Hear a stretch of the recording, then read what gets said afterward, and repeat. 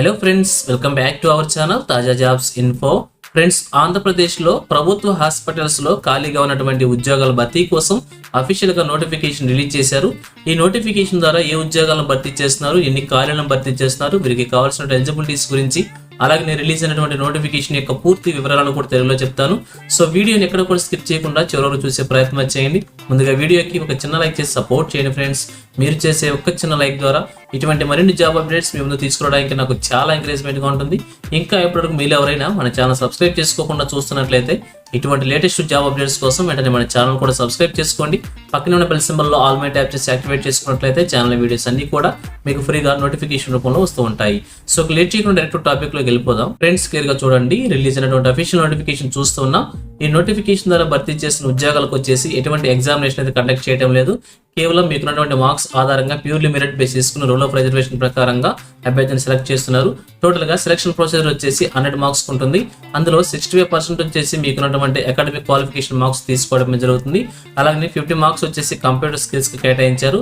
అలాగే remaining 20 marks వచ్చేసి ఇంటర్వ్యూకు కేటాయించడం జరుగుతుంది. సో ఈ విధంగా ప్యూర్లీ మెరిట్ బేస్ చేసుకొని అభ్యర్థిని సెలెక్ట్ చేయడం జరుగుతుంది. ఇక అలాగే అప్లికేషన్ తో పాటుగా ఏమేమి డాక్యుమెంట్స్ మనం అప్లోడ్ చేయాలి, ఇక్కడ డాక్యుమెంట్స్ కూడా క్లియర్ గా ప్రొవైడ్ చేశారు. PDF రూపంలో అప్లికేషన్ మనం అప్లోడ్ చేయాల్సి ఉంటుంది కాబట్టి ఇక్కడ చూపించిన డాక్యుమెంట్స్ అన్ని కూడా రెడీగా పెట్టుకొని అప్లికేషన్ అప్లై చేసుకుంటే ఈజీగా ఉంటుంది. అలాగనే ఎడ్యుకేషన్ క్వాలిఫికేషన్ కనుక చూసినట్లయితే ఇక్కడ భర్తీ చేసిన ఉద్యోగాలకు సంబంధించి ఏదైనా గ్రాడ్యుయేట్ తో పాటుగా MBA 2 years regular course hospital administration అనేటువంటి కోర్స్ ని కంప్లీట్ చేసినటువంటి అభ్యర్థులు అప్లై చేసుకోవచ్చు. అలాగే 3 years రిలవెంట్ ఫీల్డ్ లో ఎక్స్పీరియన్స్ అవడం జరుగుతుంది. అలాగే కంప్యూటర్ ప్రొఫెషన్స్ కూడా ఉండాలని చెప్పి దానికి సంబంధించినటువంటి PGDCA కోర్సు సంబంధించిన సర్టిఫికేట్ కూడా ఉండాలని చెప్పి క్లియర్ గా మెన్షన్ చేశారు. అలాగే లోకల్ లాంగ్వేజ్ నాలెడ్జ్ కూడా కంపల్సరీగా ఉండాలని చెప్పి మెన్షన్ చేశారు. శాలరీ కనుక చూసినట్లయితే 61,960 రూపాయలుగా మెన్షన్ చేశారు. అలాగే ఉద్యోగాలు వచ్చేసి కాంట్రాక్ట్ బేసిక్ విధానంలో భర్తీ చేస్తున్నారు. ఏజ్ లిమిట్ వచ్చేసి అప్ టు 42 years వరకు కూడా అప్పర్ ఏజ్ లిమిట్ మెన్షన్ చేశారు. అలాగే వారు చేయాల్సిన డ్యూటీస్ గురించి కూడా క్లియర్ గా మెన్షన్ చేశారు. ఒకసారి నోటిఫికేషన్ క్లియర్ గా చెక్ చేసుకోండి.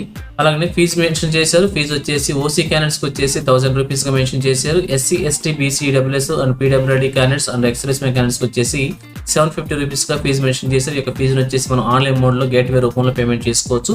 అలాగే ఏజ్ లిమిట్స్ కనుక మనం చూసినట్లయితే అప్పర్ ఏజ్ లిమిట్ వచ్చేసి 42 years. ఫ్రెండ్స్, ఈ నోటిఫికేషన్ యొక్క కంప్లీట్ ఇన్ఫర్మేషన్ తో ఫుల్ లెంత్ వీడియో చేసి మన ఛానల్లో ఉంచాను.